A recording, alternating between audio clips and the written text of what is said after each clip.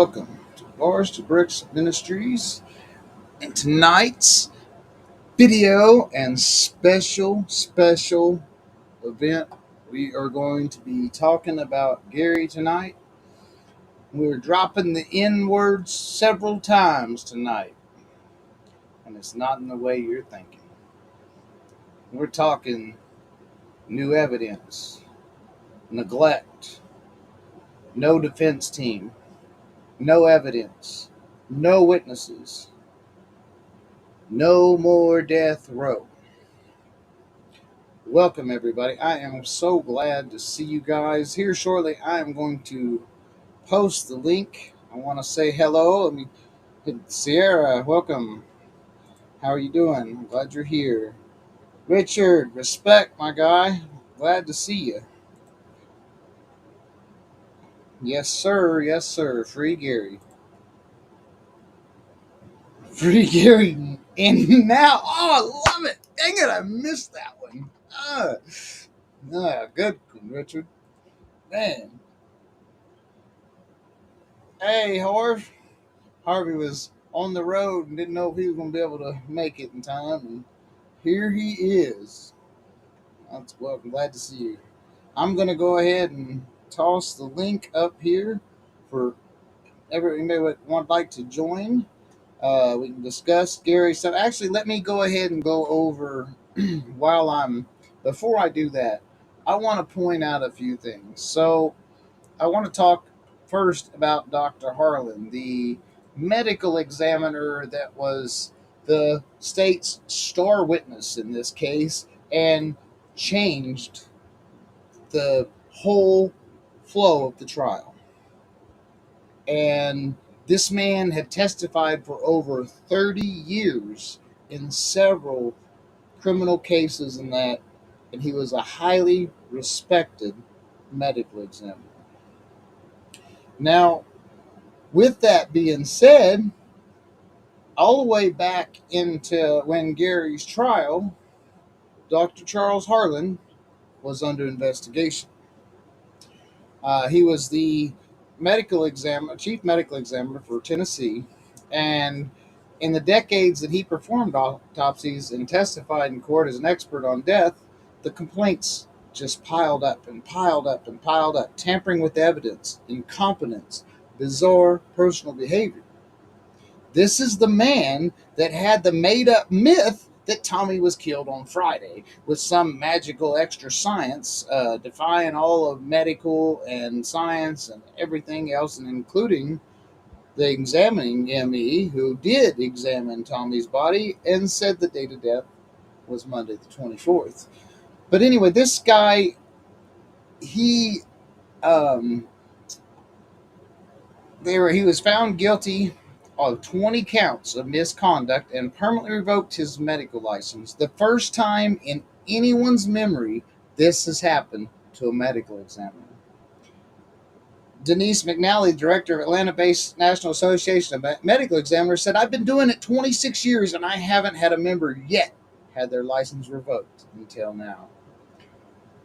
It's just insane that one county medical examiner in New Jersey, Dr. Elliot Gross, didn't lose his medical license, even though his work in a 2001 investigation led to a police officer being wrongly charged with killing his wife. Gross, a former medical examiner in New York and Connecticut, was censored by the state, but he continues working in the field. However, Harlan, he was just such a scoop. He was a hired gun. He come up with the story. He never examined the body. He went off of organ slides that were 2 months old and has been said by other professionals in the field to be completely scientifically impossible, was the exact words that the medical examiner in Tennessee used. But yet, this man still sits on death row in their state. Mark, I'll throw it up here in a second. I wanted to cover a few things on Dr. Harlan and stuff. And actually, I'm going to go ahead and throw it up. I wanted to touch on that article. There is just, if you look on on in the playlist of Gary. I replayed that all the TikToks from the 2020 about Dr. Harlan. It's sickening and just absurd of some of the rulings that this man made. There was a 10-year-old boy that was, oh, I don't remember, very, very low in weight, very emaciated, and they ruled natural causes, and well, obviously it wasn't. There was some other cases, just outlandish, but the video's up there, and there's a lot of information on Dr. Charles Harlan. Anybody wants to um, do it, and oh my goodness, let me catch up with comments. Uh,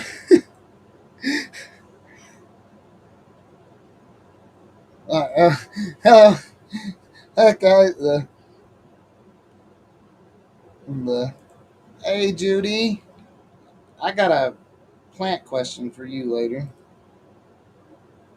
I don't want to. Well, it's not here.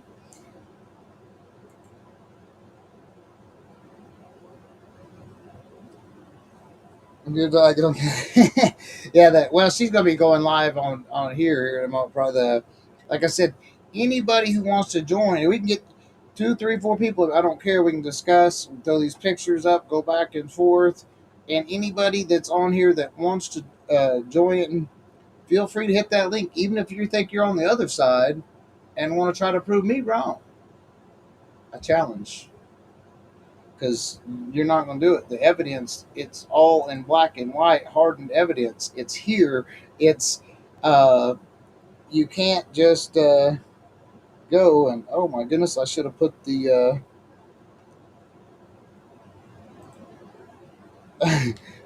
I should have. I can't get up the comments tonight. I should have put my delay on. I love it though. That's great because the more you guys comment, even if it's a letter or a free Gary or whatever periodically, that is um, it's that's okay. It pushes us up in the analytics. So just be patient with me on the comments because that's not my strong suit anyway. Um, Let me see. How the heck do I invite somebody again? Oh, right here. Give me one sec, and I will post it here.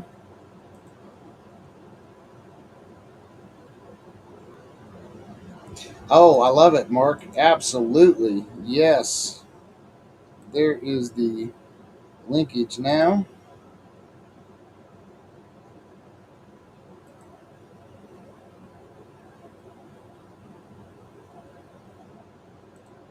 The link is down there in the comments. You guys hit it, pop up. I'll put you up in the broadcasts. And let me turn this off here. Yes, yeah. I mean, it's man. Like I said, I've told everybody, and even when I tell people about this case, look, I said, hear me out because I'm telling you, I'm an ex-con. I know there's corruption. I know there's problems, and I was kind of leery that I was like, there's no way that could all be true. And not only did I find out everything was said was true, uh, there was more that I found. So, goodness, it's maddening, and it's hard to get people just. I don't know. They're in their whole other world. They just don't care, and I get it. Everybody's got their own issues. Believe me, I have my own issues, and I like can't get all the hair off my shirt after I shave, type issues. But sorry, guys. Um, but we have to do what's right. We have to try to fight for those who can't fight for themselves. We got to be the voice for the voiceless. This man has depended on this idiot Susanna attorney, and she ain't done nothing, not one damn thing positive for him. Not one.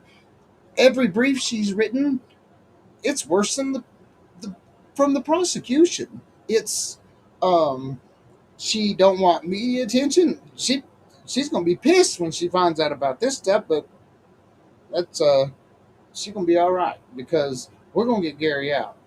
Uh, she's just gonna have to get off the side. This we're not doing it.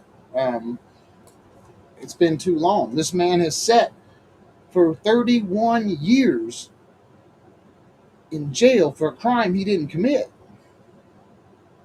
He's missing all this time with his friends and family. You heard his brother. He didn't get to see his mom for like the last 5 years of her life because she was unable to travel because he was incarcerated for a crime he didn't commit. It should never happen, especially in the United States. I don't get it. What's going on, government? What's going on, state of Tennessee? I mean, get your stuff together. For real. This is a problem, and it's not just Geary. We have others that are in these same situations, and here is Mark. We're going to throw him in here on the podcast or the video here, and hopefully he got his marbles together and he's on the joining Hey, us. what's up? Hey, How you what's up? doing, okay? I'm doing all right. How you doing? Oh, doing okay. Better than Gary is, that's for sure. Right. I mean, and that's every time. And Mark, that's I go like today, man. I went through the old, well, the aging struggles, trying to get stuff done, and the old health just not trying to cooperate, and kind of down and pissed off. But I kind of was like, you know what? I'm still free, and I'm not in Gary's situation. It could be worse, and so I'd rather be out here struggling than in there struggling. For damn sure. Right. Oh, yeah, absolutely. Well, it's Uh, like that deal Harvey posts all the time. The what is it? The best day in prison is still worse than the worst day on the free world, or something to that effect. Absolutely. And when I was in prison, I knew I deserved to be there, and Yeah, I was guilty, but to be there, especially and to be on death row, knowing you're innocent, that's a hell within a hell. yeah. I mean, most of us, Mark, if we led that lifestyle, if we're honest, most of us could have multiple life sentences. So Oh, we're yeah. damn lucky to be out here and be free, and that we just managed to skate by with whatever we was able to skate by with, and then changed our lives with, and Well, just the federal laws on the books, they say there's so many federal laws that the average American breaks three a day and doesn't even know it. well, Um, and I said that in a podcast. Hey, Carol, I'm gonna bring Carolyn in here too. hey, how you doing, lady? Yeah, That thank you. well, and I mentioned something like that too. That there's just so many innocent people and all that, and that just Yeah, that's what I was. Whenever me and Amy were in Arizona, I had a guy. I made a comment about how many innocent people were in prison, and I brought up Governor Ryan of the state of Illinois. huh. Um, he commuted all death row inmates to life because there were 13 men sitting on death row that were proven through DNA to be innocent. That's Yep. 13 at one time in Right. one state, sitting there waiting to die, and they were innocent. So Well, he said before he left as governor of that state, he said, in good conscience, I don't know how many of these other guys are innocent. It right. happens more frequently and more often than people imagine. It's really 2015, Missouri had a case where they found an innocent man on death row. Yeah. This happens frequently, too frequently. Well, in the state of Tennessee.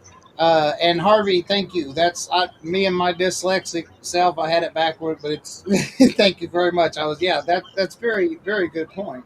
Um, and I'm not gonna lie. There's times that it's like, man, it's stuff's easier in prison. I had more money in prison. I had this in prison, but how really important is material stuff and stuff? My freedom is way much more important. And Well, in your life is yeah, more important than my that. my We're talking family about a and man. We're talking about a man's life. oh well, yeah, Just the time he spent in there and the things that have been taken away from him. Uh, right. Watching his daughter Well, grow up, it's and anybody that can do that, and I do believe he was framed, is soulless. oh You're soulless if you can do that. Welcome, Amy. Yes, our justice system is broken, and something has to be done about it. It's insane. Well, in the state of Tennessee, there was 10 people sat on death row. Had dates looming. They were getting ready to be scheduled for death row when COVID hit. When COVID hit, those 10 were put on a stay. Out of those 10, two of them have already been cleared of full innocence, and there's the third is Gary. So now that's 3 out of 10. How many more innocent people are sitting on death row? Yeah, that's 30%. 30% of those 10. And that's the problem with the death penalty. I've had a family member that was murdered, but my stepmother's brother-in-law was one of the best. His name was Jim Robinson. He was from Sikeston, Missouri, Mm-hmm. and he said that during in England they used to hang pickpockets. Yeah, The pickpockets would show up and work the crowd for the hanging. It's not a deterrent. And the problem with the no, death penalty is if you kill the man and it's found he's innocent, it's too late to make things right. right. Um, Yeah, how many What? people? How many people have we executed that are innocent? exactly, exactly. A bunch. Carolyn. It was like Shawshank Redemption when I was in prison. I thought I'm the only guilty person here. I mean, there were so many people claiming to Oh be yeah, innocent, yeah. Well, and yeah, for sure. And now I wonder how many really were. yeah, Uh, and Harvey, I'll let Carolyn answer that when she comes back. I don't know what this means. It says Carolyn's camera probably has a low FPS. I don't know what the heck that means. frames per second. Oh, okay. Carolyn, can you still hear us? I can hear you. Okay. So Harvey asked, "How is Gary doing?" He's okay. I saw him yesterday, but he's starting to get in one of those depressed moods. So I haven't talked to him today because he probably hadn't come out of his cell today, but they're just messing with him really bad in there. They're mentally messing with him where they've got the new commissioner and the new warden, so they've just got him upside down right now. Yeah, guys, he starts. I'll have him start sending me a list of that stuff and all that too, and anything I can find to file grievances or something that'll help the situation. I'll help him file all that stuff. You know what? Because that's ridiculous. I don't know how he can Yeah. even keep his sanity. I mean, I would be. go ahead, Kev. I'm sorry. I would be just beside my. I'd be going ballistic. I'd be that knucklehead idiot. Yeah, I'd be just. You're not safe. My buddy's not safe. I don't care who you are. You wouldn't be, and I'll be damned if when you ask me about an attorney that could likely have killed me, that I'm going to be like, well, if I was to be able to talk bad about a woman, and I was, I was raised different, but I'd call her everything but a white woman. Never a cuss word. Never. She'd be a Karen, be everything in my book if that was me. I And feel the same way. outrageous. I'd be lashing out at anything I saw as the system, and that brings up another point. Yes. This man has had no write-ups the whole time he's been in there. None. Yes. 30, None. yeah, 31 years of incarceration. Let me tell you how hard. Let me, well, we'll just, Judy can put in the comments. Judy is a retired sergeant of Missouri State Penitentiary. So now, Judy, tell us how hard is it to go through 31 years of incarceration without any disciplinary reports? Yeah, and it just, They You would don't gotta Gary try hard to lose that good time. The thing with Gary too is that he doesn't have any hate in his heart. You would think that he does, but he doesn't, and he values hey, getting to see family. And so he doesn't want to lose his level. And so he can't, like when they came in and they tore themselves apart this last time, he had a watch and a ring that we had sent him the proper way, but whoever got it didn't write it on his property list. So he got them taken away. But we sent all the paperwork we yeah, needed to.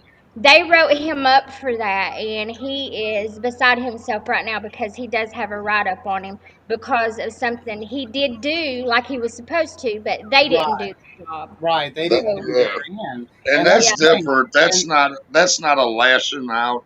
I would right. be so yeah, angry at the whole yeah. system, knowing I was innocent, that I would be lashing out. And the fact that he doesn't do that speaks to the nature of the Oh, man's character and who he is. He's not a violent man, or he No, would he's have not. lashed out, you know. Am- Amy, you're in Tennessee. Are you part of the? Amy's Gary's niece that Okay. Oh, okay. That's the one you were has talking grown about. up knowing Yeah. having to go see her uncle in prison and everything, Okay. and she's like a daughter to him. Okay. Yeah. That. Well, welcome, Amy. I asked Carol to mention you in a message earlier, and I didn't make the connection.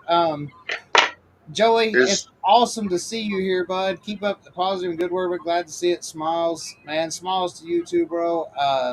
Your channel is awesome as well. Keep up the work you do. You know, we all we can do is try to reach as many as we can, try to change lives and make a difference. You know. is Amy the niece that witnessed the jurors talking to each other? Yes. Okay, okay. It's nice to meet you, Amy. Yeah, yeah, and you know it's. Uh, oh, really, Judy? that's that's funny. There's some kings down here too. There, none of them happen to be prison guards in Kansas, do they? They'd probably have good things to say about at least Mrs. King would. Mr. King maybe not. He was well, he's not a good officer. Amy's actually a Sutton. Oh, King is her maiden name. oh, That's one of my best friend's last names is King, Bobby King. His dad yeah, was a coal miner. yeah. That man, it but you know, I just nice to meet you guys. Thank you so much for help. Oh, Amy, you know what? It's I'm one of the. I don't like bullies. I don't like people taking advantage of people. You know, I used to be that dummy. And I don't care what level. And this is on a government level, so this is a whole other kind of bully. And it's not only affecting one man; you're affecting multiple lives, and not to mention that the family, the Griffins, the victims' families, they don't even have the real killer and jump killing their family members. And even their family members, I challenge you to argue with me because I can show it to you in black and white. Yeah. And you can tell me how Tommy died on Friday and he died again on Monday to be put in the autopsy report. We might have something to talk about. Well, and that goes back to Kevin to the.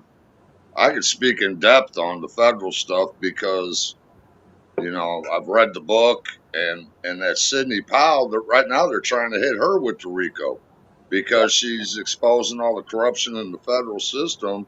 They had it was a investment firm, Mm-hmm. and Andrew Wiseman. He was a federal prosecutor. He put three innocent men in jail. And Sidney Powell took that up to the Supreme Court unanimously. They said it was a travesty of justice because he took two federal crimes, made them one crime, made up his own federal charge. He changed the jury instructions in the case, and he withheld all the exculpatory evidence proving they were innocent.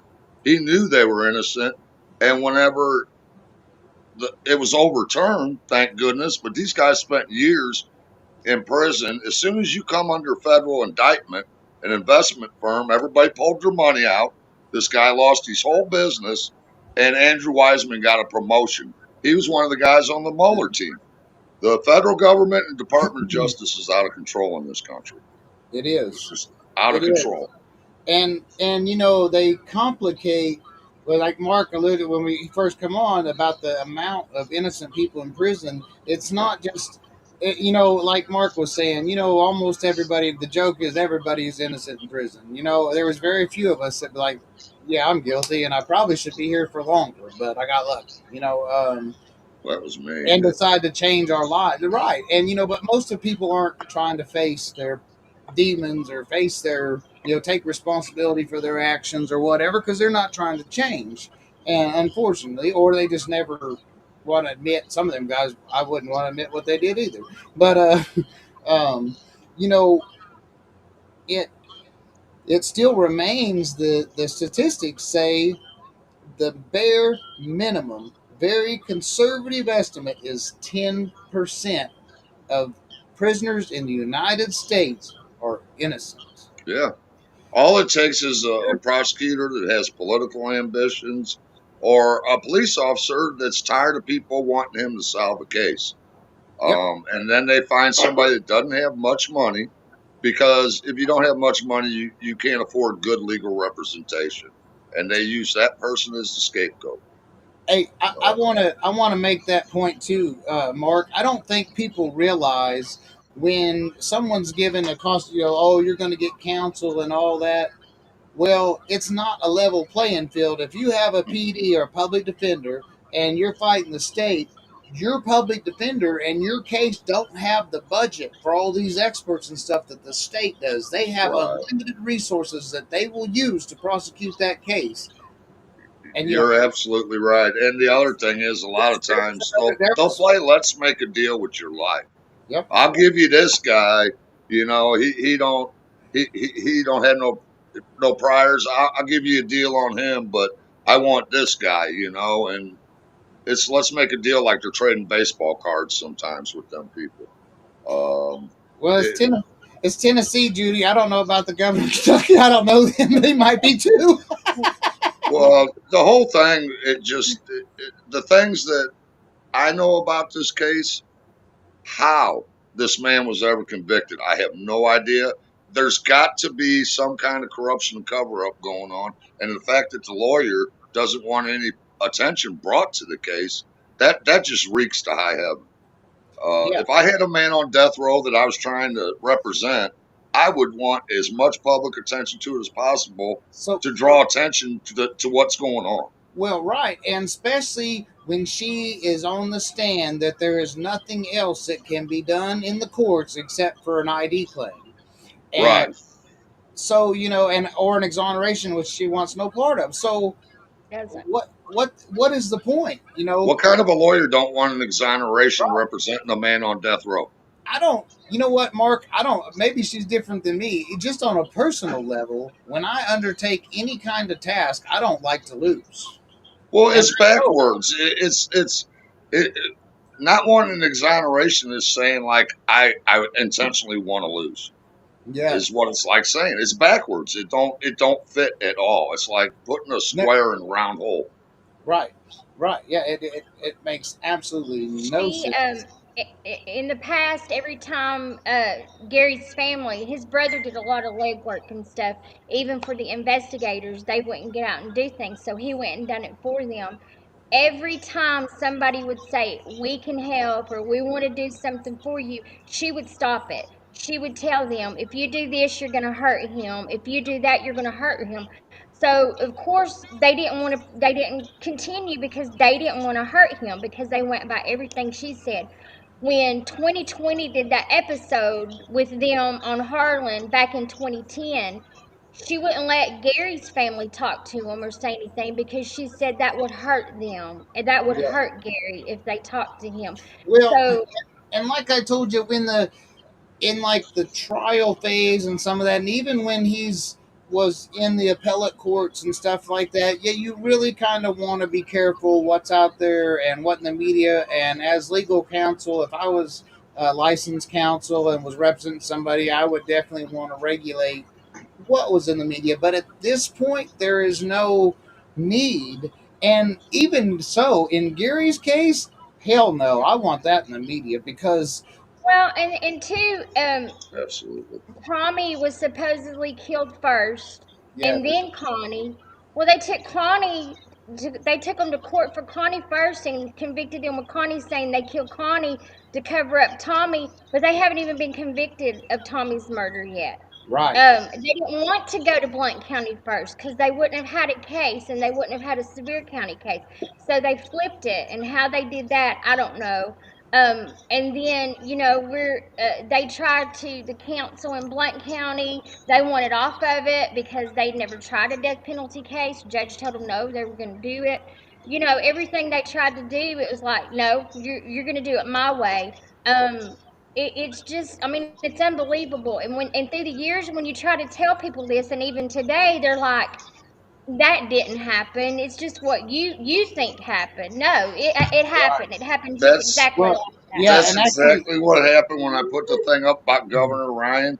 This guy's like, that don't happen. This is the United States of America. And I sent him a link to the articles, yeah, a bunch of links. And I said, that's the problem. A lot of people don't want to believe in their hearts and in their minds that number one, there's people evil enough to do such a thing. And number two, that that happens in this country, but it happens all the time. It does. If you get on the internet, you look it up, you'd be amazed at how many innocent men have been killed in this country. well, yeah. Innocent people get convicted all the time. Let me show you something else since we kind of on the Sevier County touched on Sevier County for a second. I'm gonna pull up. I want you guys. I'm gonna pull this up here. Maybe if I can get it to cooperate. Let's see if I can get this. Uh, see how big. I'm gonna see if I can get this to cover the full thing for a minute. And I'm only going to be on for a few more minutes because the main thing I wanted to get across was how Yeah, often and prevalent this is in this country. We have the absolutely, best legal system in the world if there's no corruption in it. absolutely. But I'm gonna let Harvey get on and other people too. But I'm only Hey, gonna be Mark. on for a few more minutes. I've said the main thing. The legal stuff, you know better than me. I'm not gonna comment on that. Hey, I appreciate all the support and the help, Mark, and sharing it and being on and giving your advice and it's hearing from another person because it Well, I've always. been in prison. And Jamel Hanna, he's a great example. He's got a channel too. The Innocence Project found him not guilty. He did 17 years. We just had a Yeah. guy in Missouri here. Well, and that's the most common question. What about the Innocence Project? What about the Innocence Projects? What about this? Well, most of those you have to have DNA because there's so many. They're infatuated because, like I said, everybody's innocent in prison. So even Yeah. if you're guilty, you file what you can and try to capitalize on the error stuff. So they get inundated, and then it gets horrible. Well, And I'm they not only got the resources too to handle so many cases. Right, exactly. And I want to point this out. The Sevier County case, I've mentioned that I've talked about this a few times. This is what they was actually in the stuff that the jury in the evidence that the jury saw. Now, this is from the forensics from the Sevier County. This was Connie Branham's body. It said bullet fragments from Connie Branham. Hold. Please pick up promptly. Hold on, wait a minute. I know you're confused. We don't know how she died, but they showed guns and said, but she wasn't shot. And here's part of the reason. And I know it was this they tainted the jury. This is a classic case of jury tainting. Mm-mm. The metal fragments contain no markings for comparison purposes. Analysis did not reveal presence of lead or zinc, which Wasn't a bullet. are your main compounds in bullets. It turned out it was not a bullet fragment at all. It was the clasp from her bra strap. But yet they did not correct that, and this piece of evidence was not even needed because it was not a bullet fragment. It was her bra strap. That's tainting the jury. That's Yeah. it just. But there's so much like that. I mean, it just. It's Just the in fact that two public defenders wanted to recuse themselves from the case because they had never. There's a difference between a regular felony and a capital murder case. well, no, You want a Mark. trial lawyer in there, is what you Uh, want. well, for one, it's I was mistaken in the beginning. They never had any felony case. They'd never been to trial, They had only defended a misdemeanor cases. Oh, that see that, and when a lawyer says he needs to recuse himself from the case, that right there tells you that When even the public defenders knew they were not right for that. They needed yeah, somebody. He needed somebody better. and see what Amy says here. But they led the jurors the entire trial, thinking she was shot. Even passed around a gun, making them think it was a weapon that she was shot with. But they couldn't determine the cause of death. That is tainting the jury big time right there. Yeah, and it's like that's so. And I know this is that's severe is secondary. We got to get the Blount County, the death penalty part of it, is off now, and then we can work on everything else. But What everything they're else, doing down, once, they're once leading the jury down a road they want their with, minds to go to make them think he's guilty. yeah, Without, and it's a flat lie. I mean, if they had a bullet fragment, it'd be different, but they didn't, right, and they knew that. yeah. Well, and it's the same with the shells. Uh, Yeah. those were not in the original crime scene photographs. Those were found after they did an illegal search of James Sutton's yard in the trailer, outside his trailer, and picked up all these spent shells. Then they went back to the scene, and magically, two shell casings that matched the ones they had found in the yard were just sitting there, just like. Hold on, I'm not going to say anymore. Give me a second. I'm gonna get off here and let Harvey and other people get in, but I want Carolyn and Amy to know that I'm praying nightly for this man. Yeah, Um, for sure. and I think it's a terrible thing what's happened to him, and I hope that there's some justice for him, Yeah, um, because this is just totally disgusting to me. it's horrible. This is probably without a doubt the worst case I have ever seen with so much evidence negating the guilt. It's crazy. What Yeah, I don't what know did you enough say? about the Someone's on the legal, couch. the law and stuff to as you do. And the main thing I wanted people to know is this is There we go. prevalent. It happens all the time. Yeah. Um, Well, and people, I've never seen it with this insurmountable amount of evidence that we have on this case. It's just, I mean, good God, it's well, here I'm gonna pop this up real quick. I was talking I'm about the not even a lawyer, and I could see, that this it's wrong, And I've been in enough courtrooms to know a little bit about it, but it's quite obvious what's happened here. yeah, Um, and you see right here, you see my mouse pointer. Here's an evidence marker right here, and an evidence marker right here. Here are those two shells that they found mere inches. Now remember, Tommy's body was found right in here. If you look at the leaves, you can actually see some indentations and stuff. So he would have been probably off to the right here. And these were not in the original crime scene photographs, but they showed up after a subsequent search 3 days later. Now, uh, to me, the one of the first things that stood out was Mark, Judy, anybody. Well, that it wasn't there in the picture. They've been planted. I mean, somebody Well, put them but there I mean, after. well, yeah, and it just The, these the other were, thing is you can't get ballistics off a shotgun shell, and almost but everybody in the rural community but has got a shotgun. they It's they can and they can't. They recovered the wadding in the mm, autopsy from Tommy's body. The okay. wadding has markings. Your wadding and all your shells have markings. So So you can tell which batch of shells they come from.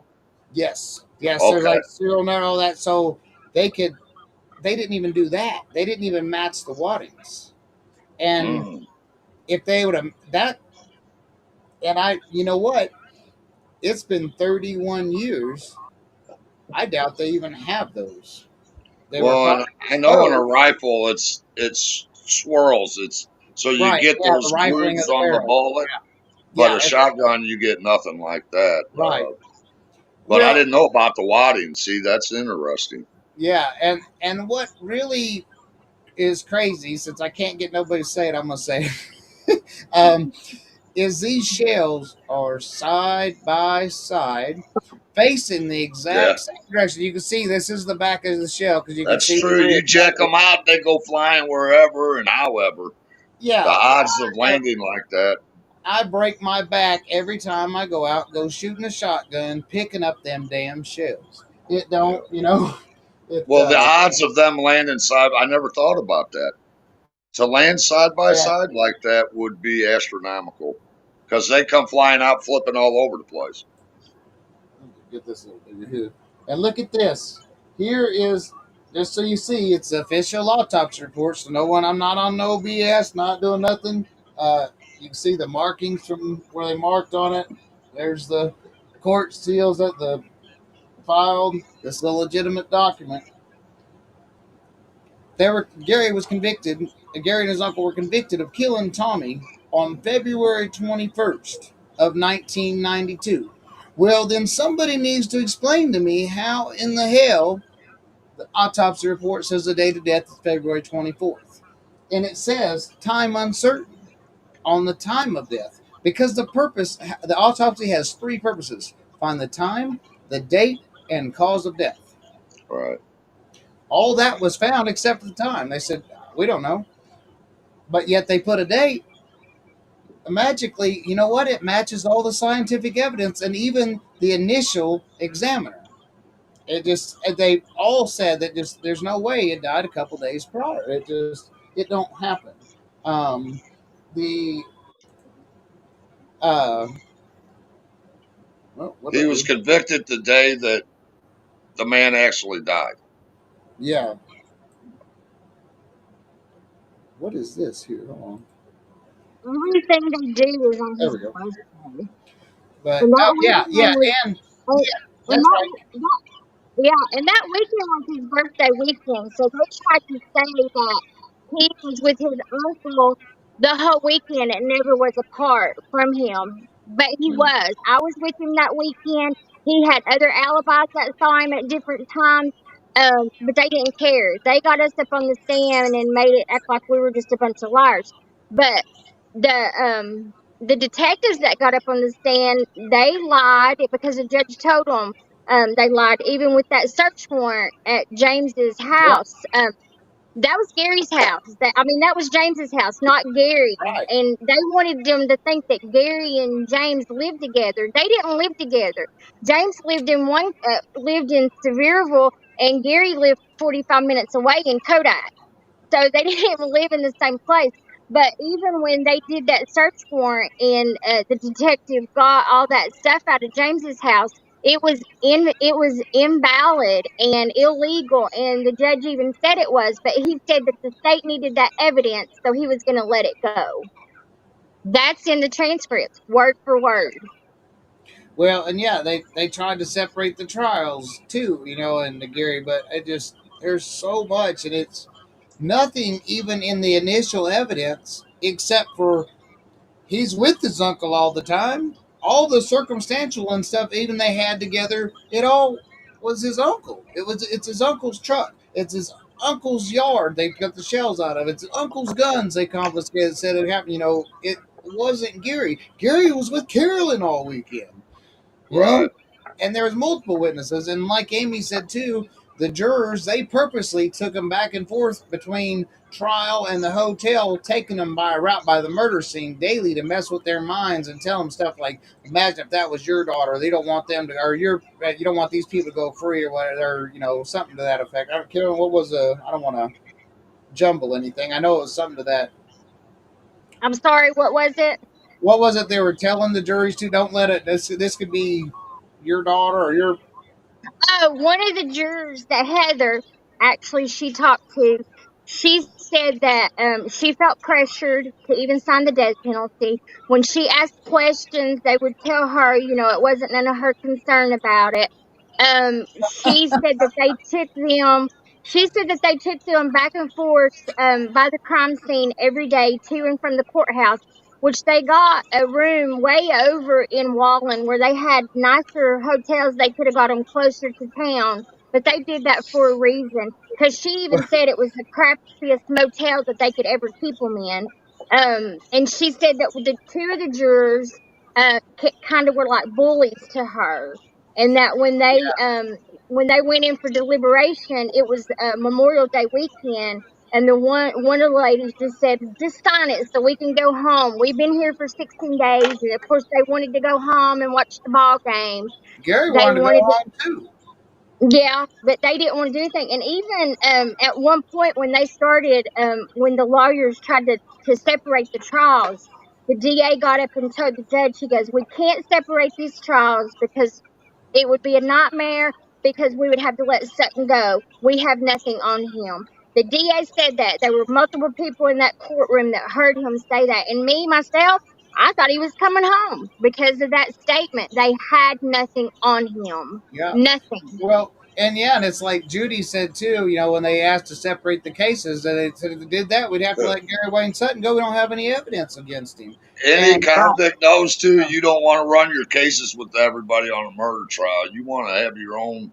yeah, and Judy kind of, and here's another N word. Some more new evidence. The plot thickens. So Judy said they have a test. They can do fingerprints on the casings, and I'm sitting here waiting to. I had a response for that because I got one for that too.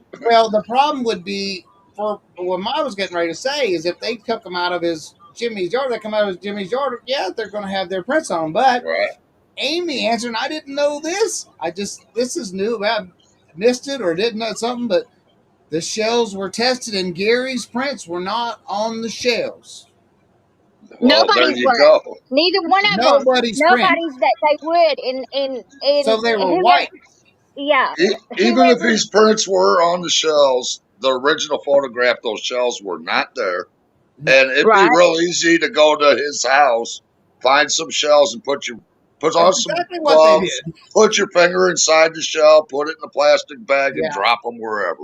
Well, or yeah, Um, or like when they collect that like that a casing or something, they usually use their pin or something and scoop them and put them in the. Yeah, they could have done that but the easily. fact that his fingerprints weren't on there, there's nothing that ties him to that murder. Nothing. You know what Um, that you know what that tells me, Mark, is they were wiped. You know why they were wiped? Some damn ass cop grabbed them and was like, "Oh shit, I better clean these before," you know. Well, if the Or police are anything like the legal system down there, then I wouldn't doubt that one little bit because it's obvious to anybody that knows the different things that this man should never have been convicted, much less put on death row. yeah, and Um, I don't agree with the death penalty because I mean, for one, it's how do you that'd be like I don't know.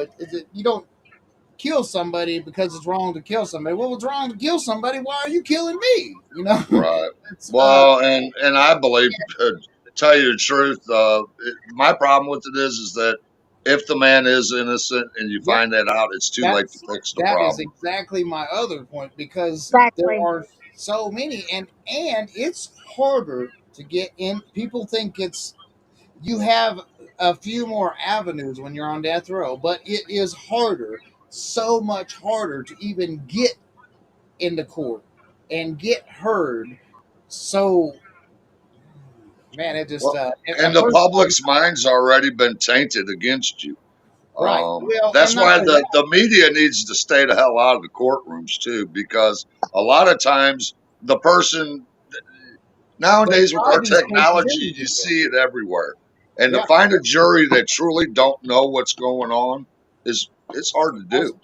that's right. That's what I'm saying. It's almost null and void to change the venues anymore because I mean the whole damn state, your whole area, anybody close, because they'll only go a couple counties out on a change of venue anyway. So And the media's got you convicted before you ever walk into the Well, courtroom. and two, Gary sat in the county jail for a year before they took it to trial. Even started the trial.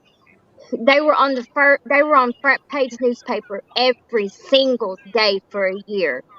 Every single day. They did this. They did that. I mean, they had them. You went. They tried to change the venue. That wasn't happening. They tried to separate the trials. That wasn't happening. Um, And then Amy said too, they also found beer cans at the scene that they got prints from. And again, no prints were theirs. No, they Well, never would tell who the prints were. that's what I was getting ready to ask. Like, whose prints were they? They never would tell. They wasn't Gary's and they wasn't James, but they wouldn't tell anybody. We even had the That should guy. be They has. But a lawyer Let could me put a ask you, motion that's forward to get that information. and that's exactly what I was going to say. That even if his original counsel wasn't uh, qualified and didn't know, that idiot Susanna should know she can get that information. That is in that damn, and she should have that tested. Whose prints I'm are not a those? lawyer. I know I that. bet I you don't damn have a well let law me degree. let me Lester tell you Dawson's or something about someone connected. Susanna.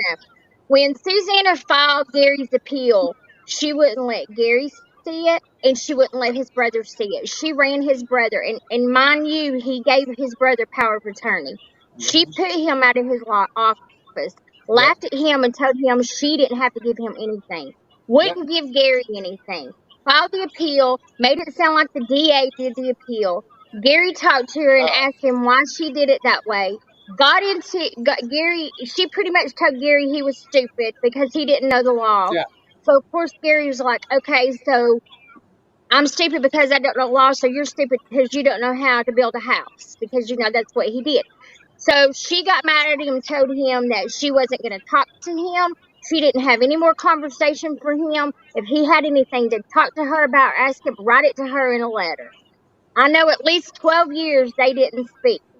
All right. So then when I came back in the picture and I started like, oh no, this ain't happening. He's innocent and this can't happen. So then we got a meeting with her, and that's when we hired Heather to help us find, because that's what they all told us. You need new evidence to Charlie's help Angels him. badass. You need new evidence to help. So me and we hired Heather. Okay, she went and she found the new evidence.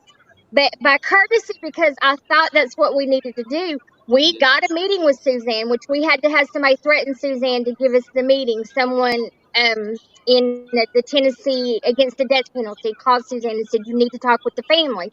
So we take Heather to let Heather meet her. She can help you. She has the new evidence. She would not speak to Heather. She kicked Heather out of there and said she wasn't going to talk to her. Heather even said, I'll sign a confidentiality paper. No, I'm not going to talk to you. I'm so She glad wouldn't have. Abby didn't sign that I'm paper. glad she did that, because now we can do. She Yeah. can't stop Heather. She can't stop anybody. But she kept saying, we would bring stuff up, and she would go, I'm gonna well, make, yeah, I think I read something about that. You've had this case for 20 something years. You should know it front and back. yeah. And she was like, well, maybe I might have read that. Well, And then and the other lawyer that was there, and he would look at her, and she would go, well, yeah, that's true. And he knew nothing. I mean, these people were supposed to know his case inside and out. yeah, No, because she doesn't care. And she doesn't like that we are crying and doing what we're doing. She does not like it. and this is something I haven't brought up I'm because gonna get off, guys, so Harvey all can right, get in here. all right, Mark. Much love to you guys. Okay, Hey, yeah, Thank you, thanks Mark. for you're jumping. welcome. I mean, I'm happy to help. I don't like bullies either. Yeah, I know. Duh. God bless. But thank you very much, buddy. The but and like Amy said too, um, Gary is not has done not just one but two lie detector tests and passed. The second one that brought in after the top guys in the U.S. and he passed. This isn't And just we asked Suzanne for that, and she doesn't. She might be able to get it for us. She's not quite sure where it's at. should be in his It damn might. case file. Even though it's Well, not admissible in court, it still should be in the case file because it could, you know, she won't give nothing up. She won't. We even had tried to hire another lawyer to come in and help, but of course it got to where he wanted more money, and we just don't have the money. well, But and you but said it wasn't doing anything either, and he so wasn't. But he was also listening to Suzanne, telling him that, well, you can't do this because. and making him think, okay, I'm going to have to step back but all she's wanting to do, well, she lied too. And she told us at one point, well, we'll do an innocence claim, blah, blah, blah. She's not. Then she went out and she hired another detective to come in, I guess, to spite Heather. I don't know. And the only thing that she has asked is about Gary's family and about his growing up. Well, they've known about Gary's family, about his growing up for the past 20 something years. So it's just a waste of money and a waste of time and a waste of just, we got more time. Gary had an execution date, October the 6th. Hmm. Because of the protocol not being correct, at 30 minutes before they were executing another inmate, 30 minutes, they called it off. Gary was already supposed to be executed. We have had almost a year to bring up his innocence, and she's done nothing. And Nothing. there is so much for a habeas of actual innocence on Gary's case. Um, okay, uh, that person's not feeling well. She just messaged me,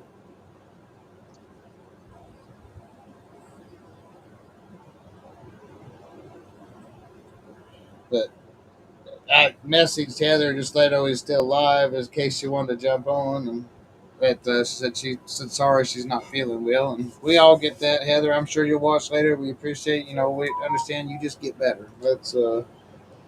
We need you good for October. So,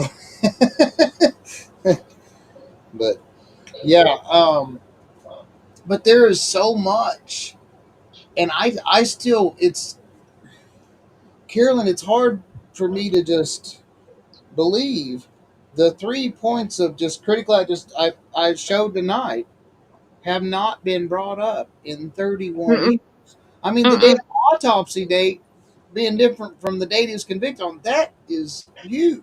So And nobody's ever brought it up, and we've never even, we've never even thought about that. As far as, I guess, because we've not seen it. We've only well, recently seen everything, and that's because I had to go and get this stuff out from Nashville archives. yeah, and it's and if you don't know what you're reading, it's so there, and there's so much too.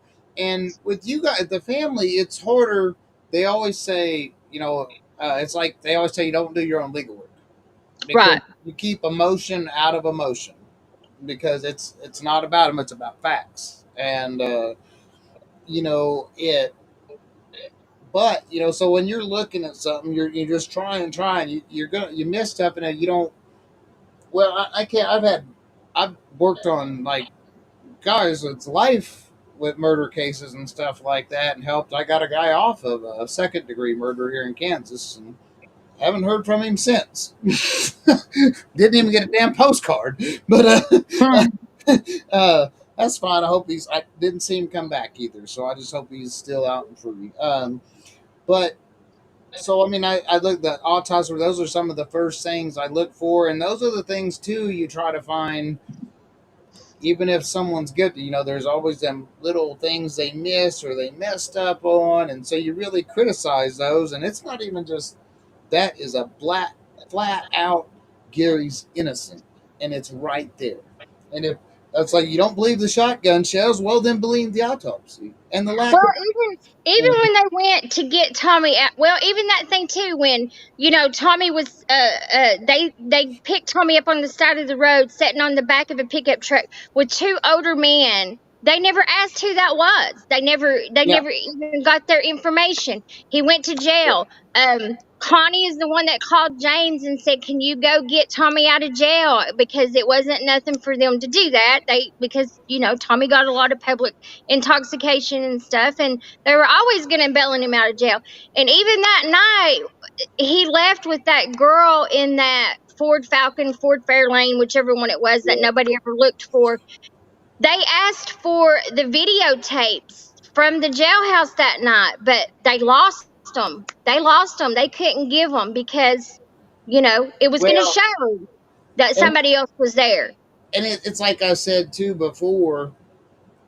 I've been bailed out of jail a lot of times in my prior younger stupid days, and I've bailed people out of jails up to recently.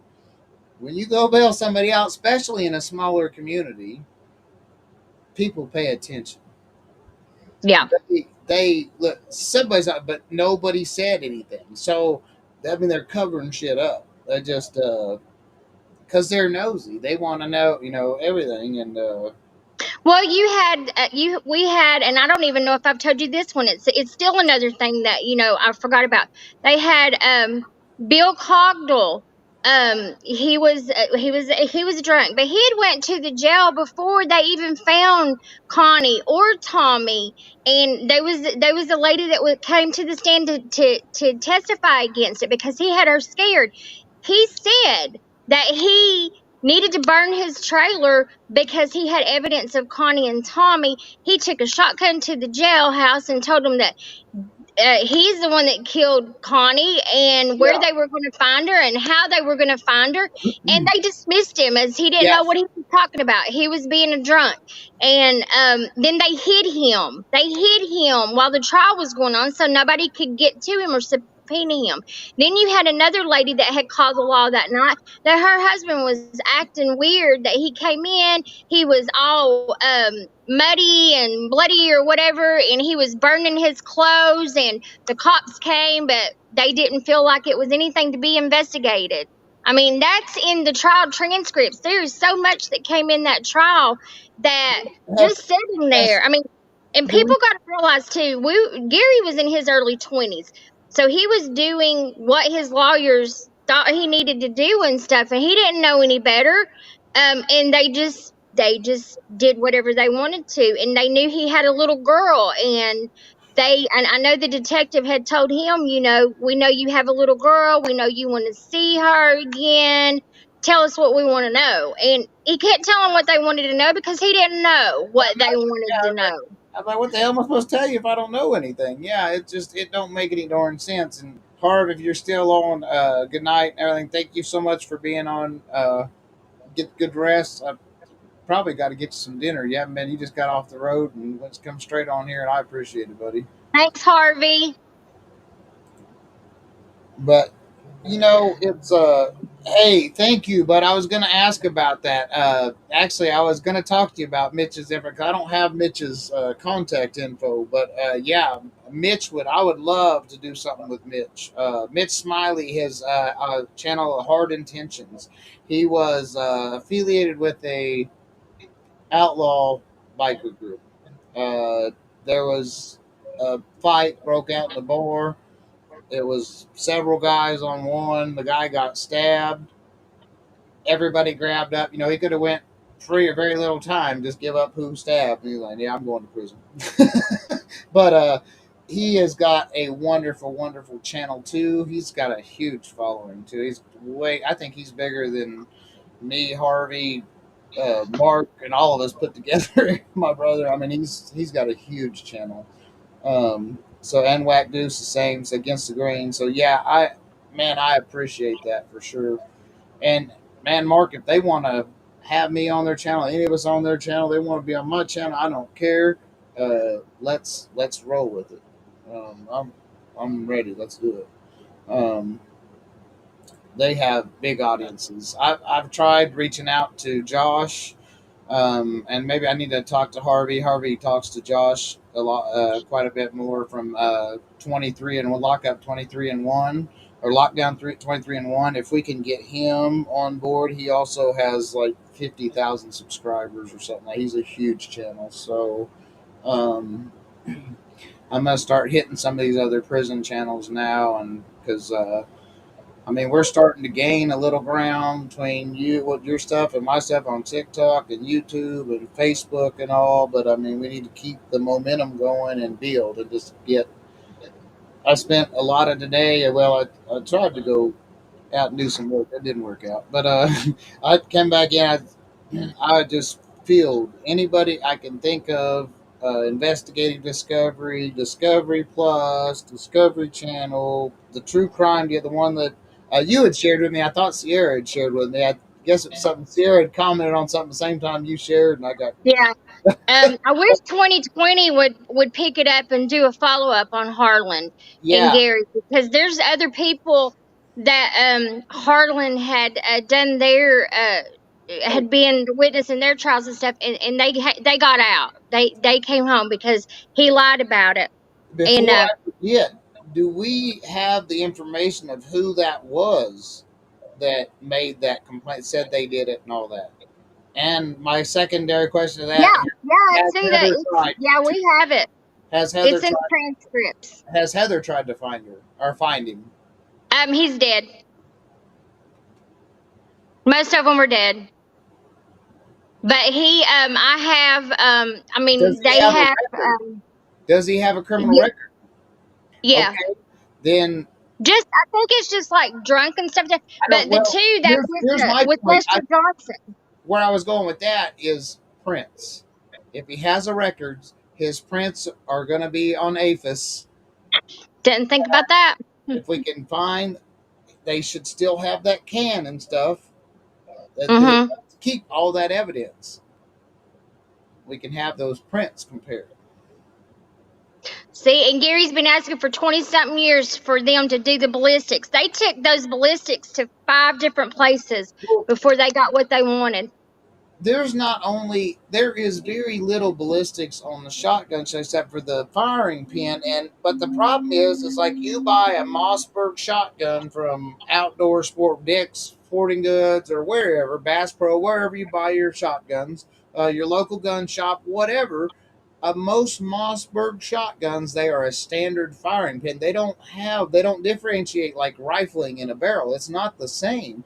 In some of your pistols, like your 357 magnums and stuff like that, your 45s, they do make a little bit of difference in the firing pin for identification purposes, but they're not accurate because the primer don't always hit at the same, it don't always hit the primer the same strength, so they're not as accurate. Well, But and here's the thing the too: the test gun for that water, the I don't gun that they had, they don't even uh, have a murder weapon. They don't have a murder weapon. They don't have nothing. So they took this gun, what they thought was used, yeah, and yeah, yeah. They said that Mossberg shotgun, and it was like, man, but even if that pin matched the shells, of course it did. They're, if they're in his yard, they very well could have been Jimmy's from shooting in his front yard. It's the other damn country. Everybody does it. I well, it got could have been anybody because that's where they all went and did yeah. their Well, target practice. and the trailer had been shot up, The weeks trailer had been prior, shot. and had been reported and all that. Those could even been the Yeah, shells from that. And yeah. but so I mean those tests, but they were very careful. I noticed they recovered the wadding from Tommy's body. It was never tested. The wadding in shotgun shells is marked, so they could have compared the waddings. It's lots and everything. It's you can tell what There's identifying marks on the box that match the waddings, and unless they took a wadding from one of them shells they found inside that said it was unspent of the same type and matched. There's no because there was ballistics there they didn't do, and that existed in the 90s. So it it's insane, and I don't know if they would have the waddings or not because that was taken out at the outside, and if the cops never collect them for evidence, of course that could give them another issue too when we get back at it because that's standard practice. You do ballistics you try to, especially with no prints, just a firing pin. That's a weak case. You want to test that wadding and anything else that's gonna make your case. And I don't know. I just find it atrocious. It just Well, even their timeline, Kevin, and I know you've seen it. They said they did this, all in 30 minutes. well Gary's at one brother, point there are two spots at the same time. right? And Gary's brother had to go. And once again, this is the family doing the legwork. Jimmy went and Sorry, Amy, I did it again. James, not Jimmy.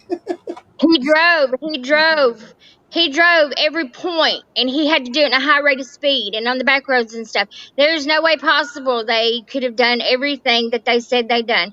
Then you had the people that said they saw the Camaro on Alcoa Highway. Well, they gave a picture of Gary's Camaro and a picture of an older Camaro. They all said it was the older Camaro. And Yeah, one of the girls even got up on the stand and he said, "Don't you mean it's this one?" And she goes, "No, it's like this one. I know my Camaros." So no one ever identified Gary's Camaro.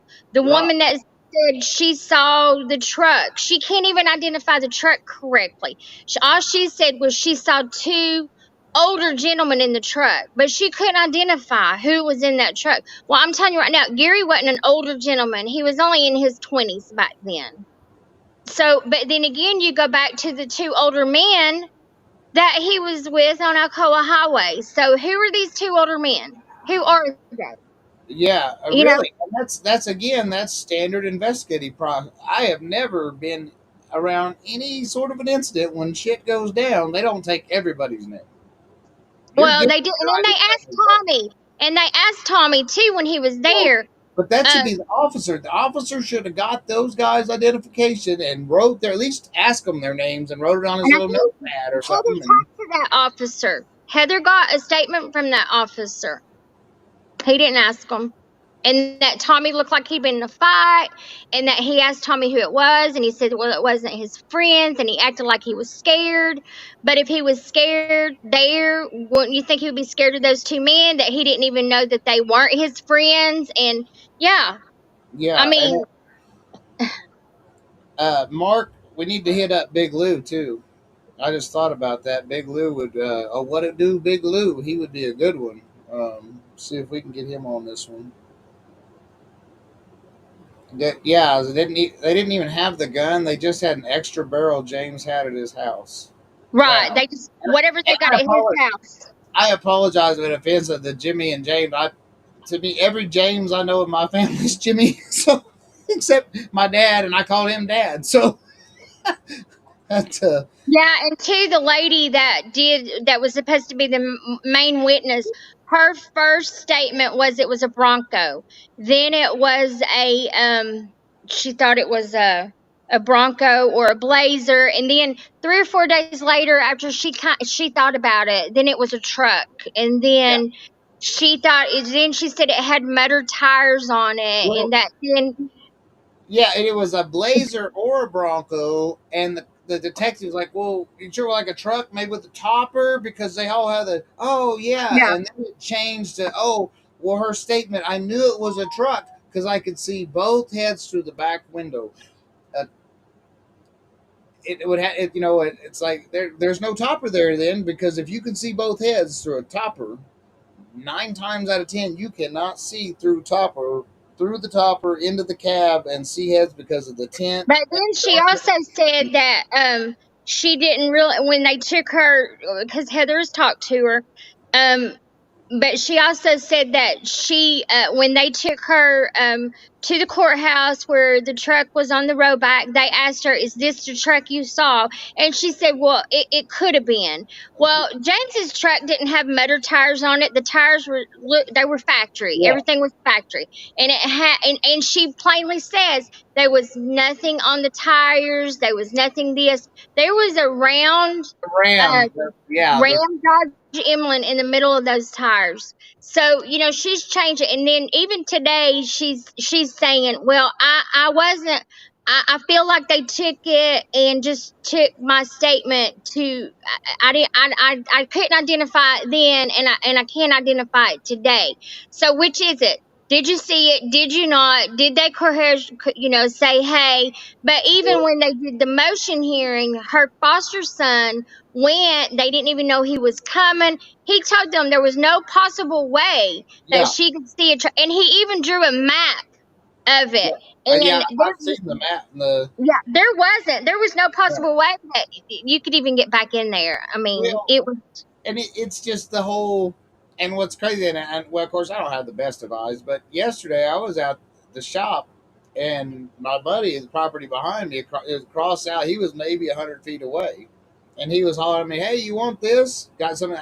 I couldn't see what the hell he had. It was a big ass tool. It was and by the time it was electrical to a fish tape, but I couldn't tell what it was from 100 feet. And it's fish tape's not huge, but they're not small. Yeah. Uh, Well, and they got, and I feel bad for. I've always felt bad for Connie's kids through all this and everything. They were young when they lost their mom, but they had her young. I think her daughter. I want to think she was 14, maybe then. She's the one that got up and said she saw them with something wrapped up that looked like a gun to her, putting in the back of the trunk. But it was dark that night. It was over what? What did it say? 200, 275 feet. That is almost a 275 football feet field. away. And then, two, I do know that Gary would always, Well, not only yeah, not only 275 foot away at night with a light on inside the house through a window. right. No. But and I mean, I feel bad. I really do feel bad for those kids. But in my Yeah. heart and in my mind, I know that they have told her 1 sec. I'm still here. I'm just gonna turn my what. air conditioner And down. I know that they've told her what to tell and stuff. And I know that they even shut the courtroom down for a day or so to Mm-hmm. have a mock hearing, to put her Yeah. up on the stand and whoever else, to let them feel how it was going to be, the questions they were going to ask them, what they needed to say. I mean, I don't know if that was legal or what, Well, when they but do those, they can do that, but defense counsel is the defense can do the same thing with their witness, but the opposing counsel is supposed to be present so that they I don't. know Not to my everything. knowledge, they were. I don't think they were. But I'm just saying, bless her heart, because they Yeah. lost their mom at that young age, and the Well, way yeah, that they for lost sure. her. You know, she didn't see that. There's no way she saw it. No, And because it didn't happen, for one, yeah. and because these detectives lied and lied and lied and lied. I mean, when they took me in for questioning and stuff, they told me, we'll take your kids away from you, we'll do this, we'll do that, you tell us that it. And I'm like, I don't know what Well, to tell you, because I don't know anything to tell you. well, um and Carolyn, I want to you pointed on that. You told me about that the other day about the letting your kids and all that, and you had to. Can you mind going over that here? That how they well, bullied you into that, because this is very important. It's not like at Gary's life; it's so everybody around him. they scared me into that so bad, that I signed over my rights to my son to my parents. And I was in a place too, that with my daughter, that I went ahead, and my brother and his wife went ahead and helped with her, and they ended up adopting her as well. um and a lot of it, everything that pulled up to that I had to make my decision with my kids roughly, and not getting to really think things through, was because they had me scared that way. Because then I'm thinking, I was with Gary all weekend too.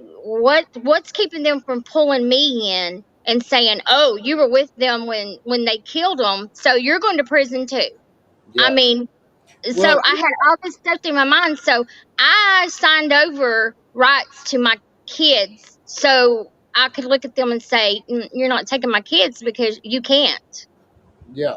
Well, yeah. It's there's yeah yeah they that's so common too. They anytime even a witness to a crime or I've seen it in especially domestic battery cases, domestic violence cases in Kansas. It's real bad. Say the woman don't want to show that. Well, we're going to put you in jail. We're going to take your kids. We're going to this and that.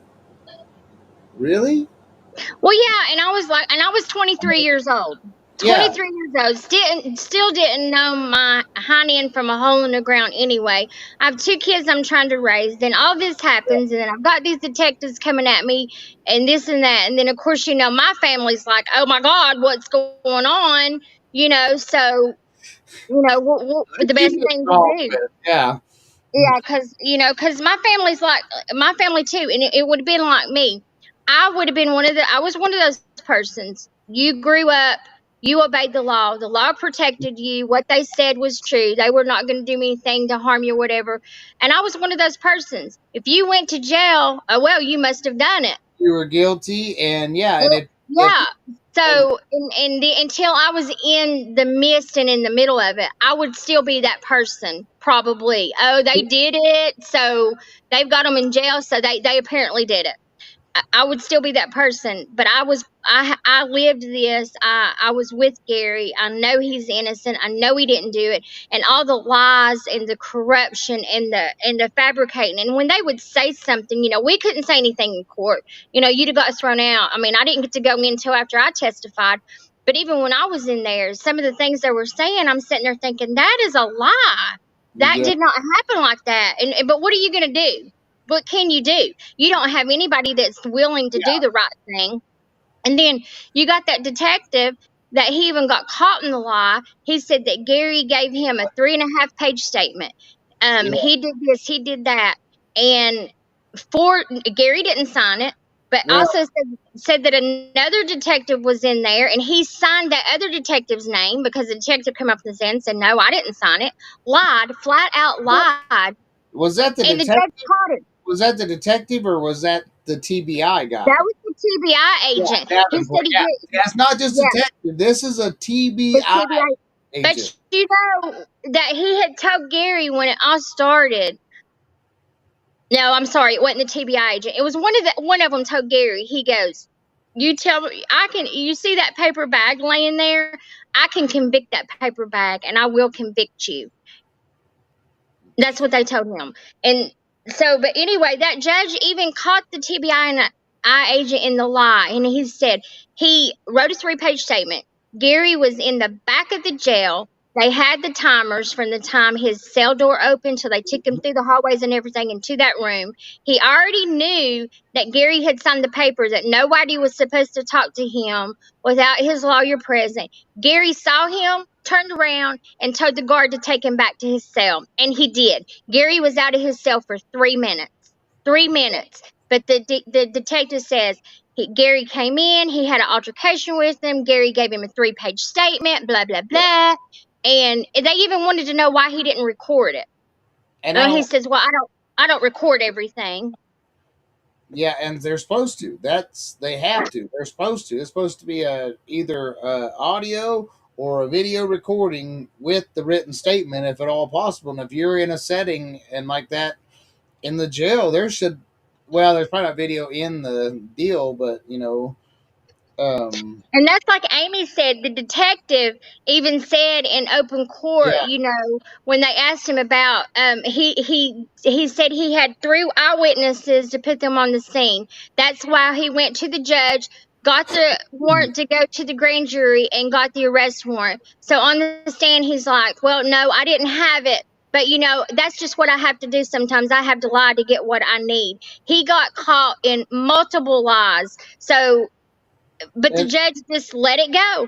well, Let it go. and these are the arrest warrants and the search warrants and stuff like that that should have thrown everything out. That is an automatic suppression, and but Right. yet again, the court failed to do the right thing, what they're supposed to do. Yeah, I Yeah. know, Judy. It's insane, and I mean it's like a Hollywood movie or a book. I read a lot of James Patterson and a lot of Richard Grissom and stuff like that. Man, this is like something I would read in one of those books. And this is like a Grissom novel. I'd really like to get a hold of John Grissom and let him do a book on this.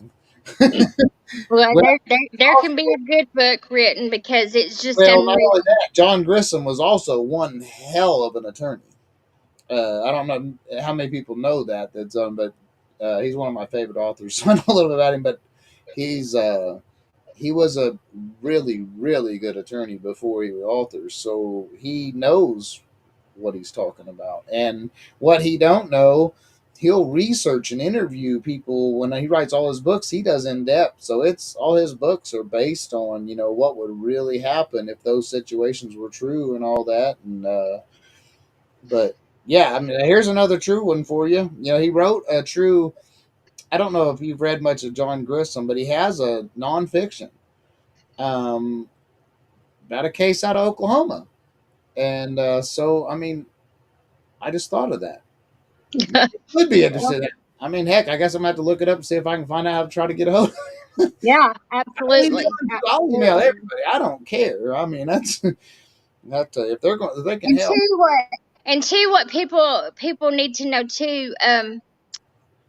Gary can't do anything to help himself. Yeah. Um, so it's up to who's out here to help him. So, that's why we're trying, hopefully somebody will grab a hold of this and we can get media attention on it and somebody to say, look, this is wrong, and help us. But as far as the governor of Tennessee, he doesn't care about that stuff, because I've seen him on other, like there was one, the last execution, or before it, he would just say, well, I'm just going to let the courts, do their job, or I'm just going to let it go as the courts Well, ruled. and And it's he, and boy, that seems like I don't know if it's maybe as much as he don't care, or he cares more about his career. He don't want to be he wrong. cares more about his career, because I'll tell you, when he was elected, the people elected him, voted for him, because he was supposed to be, he was a farmer. He was supposed to be a family man. He was supposed to be for the people. But you can't even get him to talk to you. I've called multiple times, just say, hey, can we just get an appointment with him? And it's not that easy. And all the secretary can say is, you need to file clemency. You need to do a clemency. No, clemency is not going to matter. Clemency is not going to matter at all. A clemency is also, and like Gary said, he said a clemency is also if you're guilty and you're just um Get a reprieve, trying to get to relief. save your life. and Yeah. and he's and he's innocent. And even Blank County, when they thought they weren't going to get the death penalty, they did give them a plea. They were going to give them, if they plead, that they would give them life without parole. And Gary's like, I'm not pleading guilty because I did not kill my best friend. And that's other things people don't. So when Tommy's funeral came by and everything, they told him, Gary, for us, the family, Gary, nobody, do not go to that funeral. It's just going to cause trouble. So we didn't go. But they used that in court. Well, he cared about his friend Yeah. so much, he didn't go to his funeral. Well, you told us not to go. You told us not to bother the family. You told us that it would be more of a fight if we showed up and not respectful. So none of us went. We would have went to Tommy and Connie's funeral. I was friends with both of them. Yeah. Newly friends with both of them, more friends with Tommy than I was Connie, but I knew Connie, and I was friends with her. So, we didn't get to go to either one of them, but we were told not to. And then they used that against him Well, in court. and that was, and I've mentioned this on other uh, videos and stuff, and when you go back, you can listen to the phone call between me and Gary. It's split in like three parts, but Gary even talked about, he said, I never got to mourn my friend. It's No, not, he's more, it bothers him more that he didn't get to mourn his friend and that he's accused of killing his friend than him being on death row to me. It just seems like right. it's the accusations that, like, man, I didn't do this and I didn't get to mourn my friend. Well, And, you know, Tommy's sister, he has another sister that she was friends with all of us too. She even had wrote Gary a letter through the years that she knew that he yeah, didn't do this, and all that. But she wouldn't go on camera or anything and saying that. But they even know that Gary didn't do it. They all, even at one point in that trial, Tommy's mom told Gary's mom, I know that Gary didn't do this because him and Tommy loved each other. But the DA said that if I tried to stand up for Gary, then they would do nothing. They would do nothing. The DA wouldn't do anything if they tried to stand up for Gary. So they knew that Gary didn't do it. They all know that Gary didn't do it. And anybody that you talk to today that knew Gary back then, they're going to tell you how good of a person he was and how good of a friend he was. And I, he took care of Tommy. When I first met Gary, I worked at the store in the deli, and he was coming in getting more food for more than one person.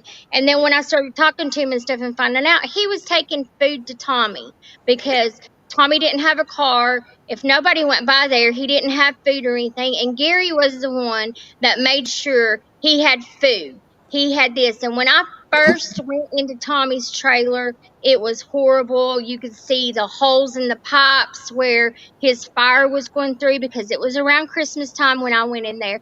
And then Gary had him a room at his house. It was when I went and started staying with Gary and moved in with Gary, that was told to me that is Tommy's room. This is where Tommy is always welcome. And Tommy had his own room there. And yeah, he would come and stay for days and stuff. But, but people forget about that. People forget how Gary took care of Tommy, how Tommy loved Gary, how his brothers didn't like it because Tommy and Gary were so close. People forget about all that.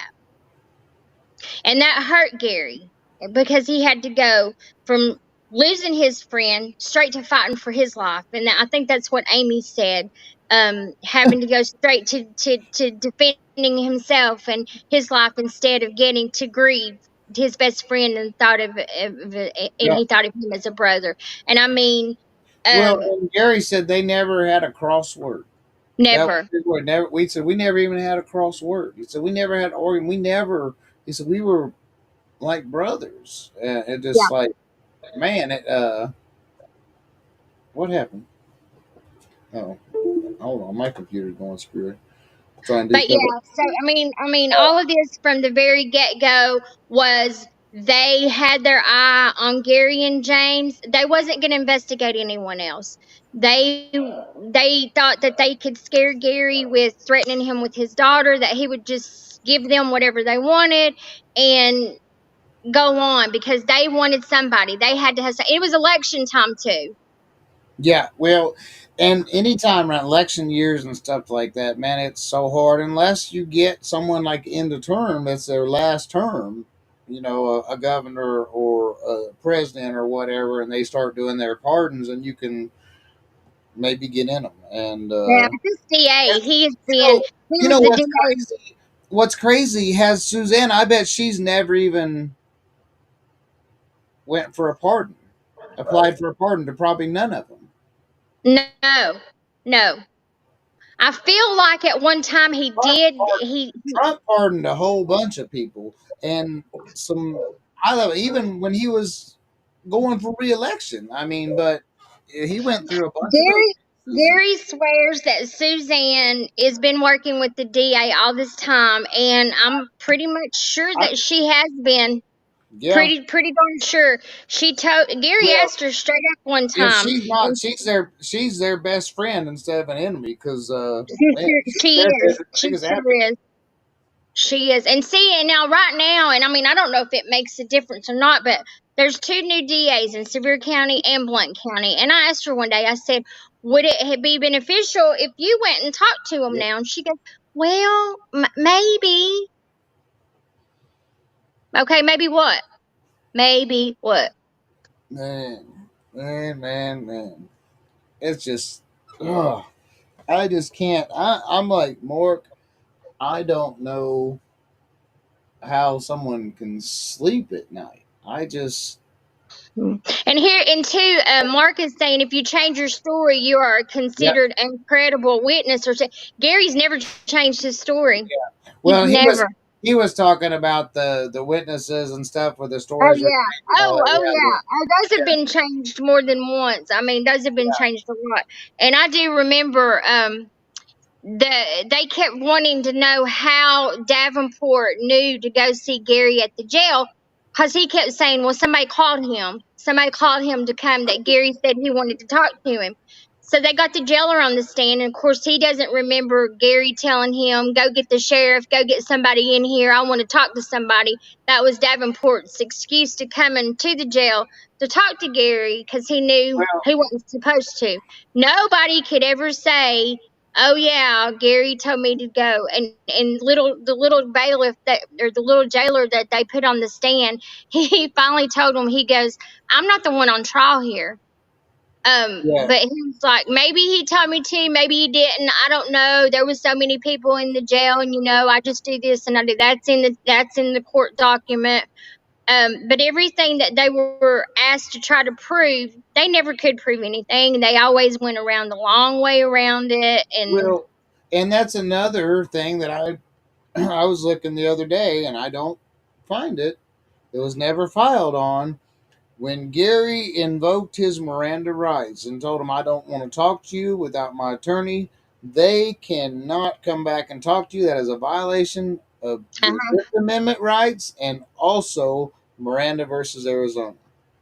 And there was nothing brought up on it. no, no. And And then just like I did did whenever. find I did find the Miranda deal, by the way, that there was a Miranda statement in there. Oh, okay, But but then I too we were talking about. I done lost my train of thought. You said that, and I lost my sorry. train of thought. Sorry, no, you had me looking at that for the other when we saw the other day, and I wanted to make sure they did before questioning because, like I said, they can arrest you and not give your Miranda rights as long as they don't question you about nothing. Right. But it's just like you'll hear a cop. A lot of times you'll see them arrested. A lot of cops now they won't. But if somebody's trying to talk to them about the crime or something, well, wait a minute. You have the right to remain silent. Anything you say can and will be used against you court. You know, it's Yep. And they there have was to Mirandize them or it's not yeah. used in court because unless the defendant is notified of his rights, they are not allowed to accept anything of court. You know, he has to know that what he says can be used against him and he has a right Mhm. to counsel. So, and you have a right to invoke your silence. And with that being said, anytime you're arrested, I don't give a damn if you're innocent. I don't care if you're in fucking Hawaii and the crime was in New York and you can prove it.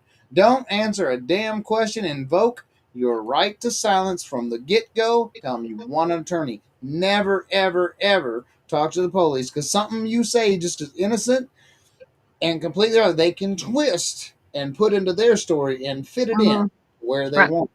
Yeah. Yeah, Mark, it was all of them. It was the judge, it was the lawyers, it was the DA, it was the detectives. They were all in it together. We know that because they're all buddies up there. And and then the thing about it is when we went to Blount County, they were not supposed to bring anything from Sevier County into Blount County. But if you read the Blount County trial, you're reading Sevier County all over again. Because that's where I get mixed up because I think, okay, I'm talking about something. I'm going, wait a minute, that was in Yeah. Sevier County. Well, Or and you vice start versa. talking about Yeah. it, yeah, that was in Blank County. But they was so much with those jurors in Blank County. They had one, the man had got to talk to his ex wife.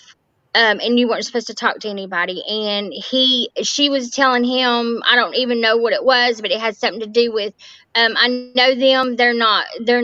Uh, they're innocent. You need to do not guilty. But where he hated her, he had then made the comment, I'm going to find them guilty no matter what I have to do.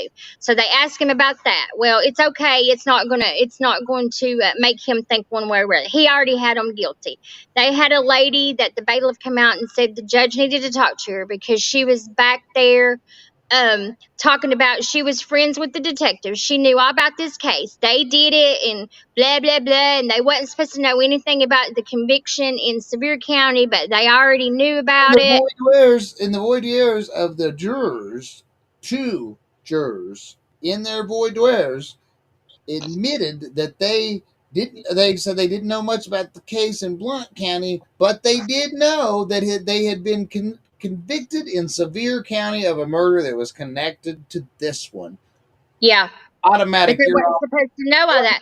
On And my they damn even Yeah, they even had brought paper bags in that had Sevier County wrote on the front of it and laid it out in front where the jurors could see Sevier County. They also um yeah, and then Sierra was telling me that the DA in Blount County, Flynn said that in Blount County, the trial that it was difficult because it had already been tried before. That's what he said too in front of the jurors that this case had already been tried before. So I don't know. It's just one thing that's after is the that in other. that's in the closing statements or something. Where's that? Is that in the transcripts? Yeah, that's in the Well, I transcripts. know that, but like toward the Is it close, the closing statements? Where's that's it what at? I would bet it's in the Oh, it's at closing. the Right. beginning of the trial, she said. Okay. It's the Oh, okay. The beginning, the opening. Okay. opening statements. Okay. Cool. Yeah, I'll pull them up and start. I want to find that. Yeah, because that. Gosh, that Yeah. it's and well, and like Amy pointed out too, so many people don't realize the corruption, and it's like Carolyn. She was a law-abiding citizen. She didn't think the justice system does its job if you're in jail, and it's just like almost all of us until we see, you know, um, we don't really believe it until it involves us. We don't want to see it. We don't want to believe it. We want to think that we have this perfect system that we're supposed to have, Well, and they let Gary down. The justice system let him down. They and let his family continue. down. They even let Connie and Tommy's family down. They just don't want to believe it, but they let them all down. Yeah. Yep. Yeah, that's for sure. And And the thing about it is, everything that we say, we can prove it. It's not something that we're just saying. I'm not just saying it because, oh yeah, he was my boyfriend back at the time. I'm not just saying it because, oh, and that was another thing well, they tried to say, oh, you're his girlfriend. You'll say anything for him. And I told him on the stand, no, not I many wouldn't. people don't If I lie about thought murder. Yeah. Yeah, if I thought he murdered somebody, I wouldn't be sitting here on the stand telling you that he didn't do it. But I mean, and it was anybody because me and Gary hadn't dated long, and we had just, and it was just maybe weeks before that we decided, okay, we're gonna see each other and nobody else. It was before we made it definite. So yeah, he had other girlfriends that he went out with and stuff. So they even came and testified for him. But all they wanted to know is how many times did we sleep with him? How many times did you spend the night with him? How many times did you this? That wasn't even any of their business. But that's what the DA wanted, and it wanted to discredit anybody, especially female. If they came up on that stand and testified for Gary, they wanted to discredit every one of us. Well, and I'm sure Tennessee is a lot like. Well, it's bad in the area I live in, and we all the time. There's so many. They're in the old fashioned. Like a woman don't have a voice either, and it's just they're so machoistic and everything around here. It's just ridiculous. And Yeah. And and then just like Jimmy was telling you the other night, they got a hold of somebody. It was called, I guess, the lawmakers or something out in Nashville. And I remember his name was Skip Gam, and he came in to oversee the trial, and Judge Ogle shut the courtroom down because he said there was nobody coming outside and coming in his courtroom and telling him how to run his courtroom. And then they shut the courtroom down until, I guess he couldn't stay. He had to go back to Nashville. And then that was the last time we saw him. yeah, what was that? Their Judy, business. it wasn't any of their business. They just wanted it to make it look like whatever we said on the stand, we were lying because we were trying to, Well, and that you know, assault they try to assault character too. yeah, Gary's character and everything there. And it's Tennessee, like Kansas, Missouri, and all that. You're in that Bible Belt. You start throwing all them multiple girlfriends in there, you get all the that's right. It is a Bible Belt right, community. and so that casts a certain light on that person. You already got these jurors, especially if you got a very conservative, old-fashioned Christian that's really judgmental. People they're already judging Gary, and they're Right. judging these girls that are testifying, and it's just because the prosecution. That's how they. Any way they can try to discredit somebody or spin it, and that's supposed to be exactly how the defense operates too, in a legit way. But Yeah. they will. It's tactics. It's trial Yeah. tactics. It's There was a lot of things that in both courts that Gary even told his lawyers, you need to get up and argue this. You need to ask them this, and they wouldn't do it. They yeah, just there's wouldn't. so much. And There's there's so many things. I was like, surely that's been filed, and I hadn't filed, so I'll ask you. And like, well, if it's not, then it's like, man, it's like, but everything I tell you, everything that I can tell you, I can go in the transcripts, in the motion hearings, yeah, in anything, and I can show you. right. And that's what I've told people too. And I'm flat honest with people. And I tell them like, look. don't just hear me out because I wasn't fully like, I can help, I help, but then he was all this stuff. And I'm like, there is no way all this is true. And then you guys Well, gave me access to all the court documents. I'm like, not only is this true, but there's this, and this, and it's like, well, you've even found things that we didn't even think about that yeah, wasn't even thought of. yeah, And yeah. Gary is Not like, only could I prove that you guys were full of crap and that Gary had done it, I proved that I found more evidence that he was innocent. It's like, oh my gosh, just right, yeah. right, And yeah. that's So and you're exactly right, Mark. Until it affects them, they don't care. they It's don't. and it's like that homeless guy on the street. They want to judge them and talk crap on them and throw dirt on them, and then when misfortune comes upon them and they're in that same boat, then all of a sudden they care. Uh, Right. I ran across with a homeless shelter. Heck, even well, speaking. Let me take a kind of off subject, but while I'm missing this, little update on baby Haley and all that, but too, but I'm trying to collect money for the family for help them with gas. It's hour and a half each way, and gas And is sitting in the hospital day in and day out like yeah. that is expensive. I mean, Well, they've got to. You probably 9 times out of 10 eat out of those vending machines. Um, and she can't. They can't stay up there all the time. It's she's in the NICU, so they only let one person stay. And So they long. either have to drive all the way home for an hour there and back, or they need to find them a hotel room close. Yep. It gets expensive. I mean, I know. I was at the hospital with my son when he was younger, and thank God for my parents and my family, or I would have never been able to do it Well, because it, yeah, it just gets expensive. and that little girl, she's in the NICU, and they're talking. She might be there for months. I mean, Yeah. they're talking at least weeks, at least 2 or 3 weeks, if not months. Um, Yes. she has been And then of diagnosed. course, For those who don't know, Haley is about a year old. She was diagnosed last weekend. Sorry, it's still hard one for me. Last weekend, this is my vice president Corey's niece. Yeah, most of you guys on my channel know Little J, but it's his cousin. But she was having blood in her diaper through the urine, and she got blood through her mouth. They took her to the hospital. She's real fatigued, lethargic. They took her to our local hospital, if you want to call it that.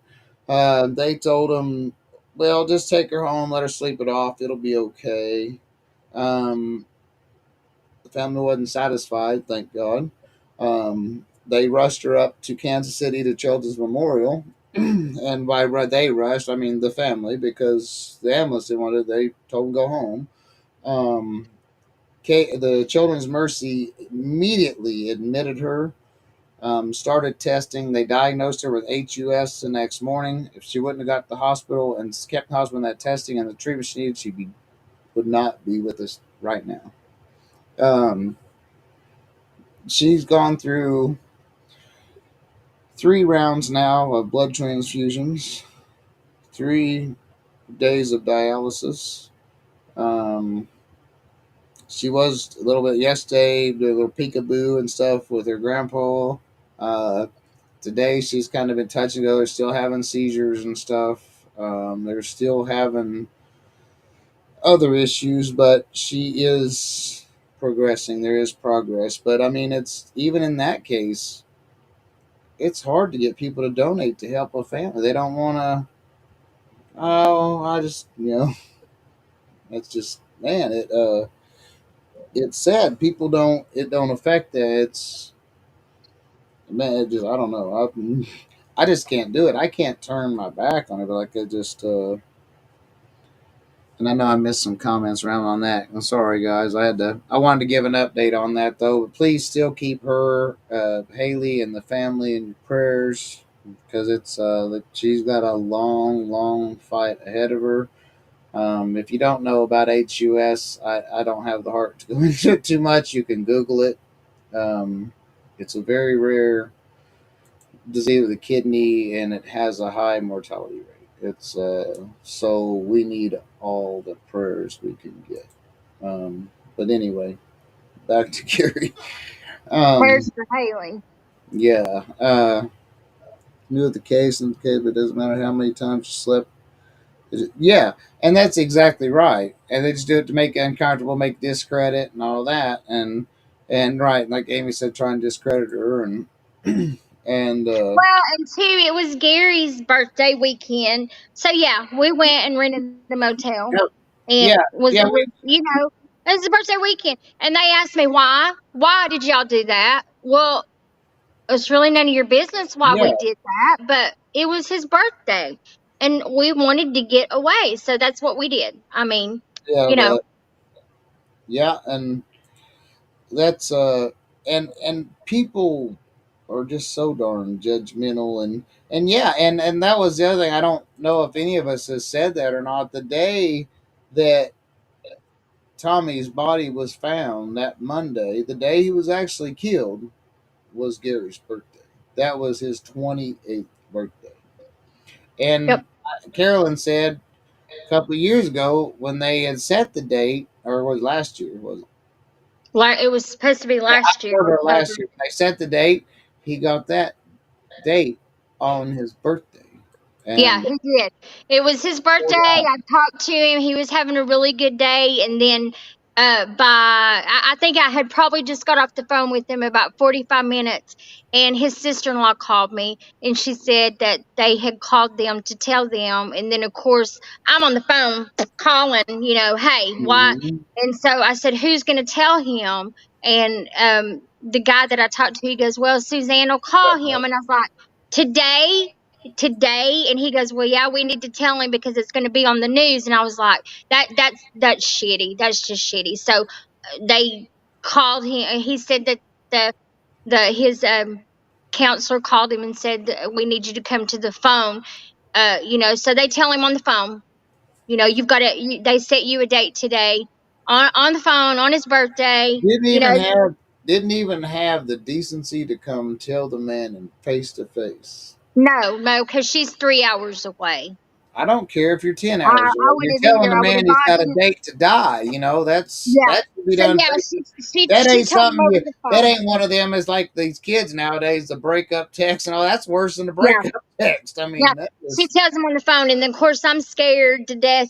Okay, he's going to go in a mode to where I'm not going to hear from him and all that. So he did call me the next day, and you could tell. He goes, "I'm just sick at my stomach." He goes, and I told him, I said, "Well, we're gonna fight this." And every time we tried to do something, we tried to tell Suzanne. She's like, "Oh no, we can't do that." We even tried a little thing in Nashville, and Heather did it, and we had a band, and we handed out bracelets and pins, and you know Heather did the change.org petition. Suzanne wanted nothing to do with it. She didn't and show up.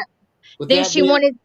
with that being said, in the description of this video is a link to that change.org petition. Please hit that link, sign it. It don't cost you a penny. If you can donate help something, I mean, that'd be great. Donate to the change.org, donate to the ministries, send money to the family, however you want to help. But the petition is free. It don't cost you a dime. It takes you a couple minutes. It's not even that difficult. Your name, email, sign the petition, and then take that extra step though and share it on your social media so other people can sign it as well. So that way we'll just flood, you know, the governor's office and I mean these all these signatures we need to bring. The more people we can get involved and the more people we can get to sign that petition, the better Gary's odds are. That's just it's harder to cover shit up when you got a lot of eyes looking in. Mhm. 12 gauge pump the plug on 3 rounds are worth $1,000. Yeah, Mark, I get worked up every time I talk about it. I mean, I just want to beat somebody, and then these people that caused it, they've lived their lives, and they've lived their lives, and Gary's been in prison for 32 years now. yeah. Mark, you just gave me a good idea. I think I might put out a challenge and put out a bet. I'm broke as shit, so I hope I don't lose. I don't see me losing that one. I could, well, let's take a shotgun out and shoot it. I'll give you $1,000. You get two shells. You can shoot 30, and if you get two shells to line up the same direction side by side and like that, I'll give you $1,000. I mean You need to put that on a challenge on Facebook and that's what I'm TikTok. saying. That's what I'm thinking. 'Cause we get all these videos that be submitted and stuff, Yeah, and you can't do it. yeah, that's all that. Well, here's a whole bunch of people shooting shotguns and with money on the line that they can win, and they still couldn't get it to happen. So, yeah, and they were trying, and yeah, so yeah, it's crazy. But well, we're coming up on a couple hours now. I need to go to the bathroom, take the dog out, and do all that stuff, and um, man, this has been. I tell you, just every time it's insane too that we're going on a month and a half that I've been on this, Yep. less than 2 months, and every time I talk to somebody, every time I do like something else comes out that just it's like it keeps and like Carolyn said, everything's in the transcript. It's not even just being said; it's in writing, and I going through the paperwork, there's so much. You can imagine if you're not familiar with court files, there is thousands and thousands of pages just on a burglary case. So you can imagine what a capital murder case is. It's a lot, and I know we don't have everything. And another thing to be noted is in these case files, there is several exhibits and pieces of evidence that are missing. They're marked but missing. So They uh, took a lot of transcripts out of the Sevier County oh, trial. There's a lot of those transcripts missing. it's actually my the emu or whatever the heck this the what I'm using the says about to kick me off in 3 minutes. So it's got a 2 hour limit. Didn't I learn something new? But yeah, I'm gonna have to definitely get on that one. Well, I really appreciate everybody for being here. Thank you, Carolyn. Thank you, Kevin. Thank you, Mark, Harvey, Judy, everybody that's been helping. Gary appreciates it. He may not be able to tell y'all, but he sure does. Yeah, and I need to get a letter off to him. I'm horrible about just writing letters, and my I need to do it though, because it's nice to get mail in there, even if it's a hi, bye. Well, where they change pods, the thing is the same, but he's in A. No, he's in B207 now. I think I'll have to tell you, it's A or B, but he's still in 207. But Huh. that 207 is close. At we had a boss, and I'll end it on a funny if it don't cut me off. I had a Yeah, one of the maintenance bosses that he used to. He was just one of them jokesters. Great fun guy to be around. Oh, Marcus Bybee, never forget him. Marcus, if you're watching, you're awesome. yeah, But he used to tell, "Yep, you don't agree with me? You won't talk shit? B2 209." That yeah, was lockdown. yeah. B2 209. But, Yeah. so Now he's in B207 now. okay, Everything's the same. Unit 2 B207. okay, And cool. thanks, Mark. You take care too. We Yeah. appreciate you. Thanks, Judy. Thanks, Kevin. Thanks for everything. Oh yeah, Um, and we'll do it again. Maybe I can get everybody else yeah. on here if we plan it ahead of time. Because this is not what we've talked about. It's not even. It's just a little bit of it. Like It's I just said, a fraction. yeah, well, yeah, and like I said, I look forward to someone trying to come on and tell me I'm wrong. Even if it's uh the Griffin family. If you want to come and have a discussion, I'll invite you on. If you don't want anybody else from Gary's family at the same time, I will respect that. They'll respect that. We can have a one on one. We can go back for and compare evidence and try to convince me. But I have the evidence right here in black and white. So I mean, I'm telling you, you're running down the wrong road. but Yeah. but try. I would love to have that debate with somebody on video because, or if you're a criminal investigator, or a cop, want to be a cop or whatever, sure, do some investigating. Get with me. We'll talk about it. So Amy, yeah, and everything you guys. It's I appreciate. You guys make it a lot easier because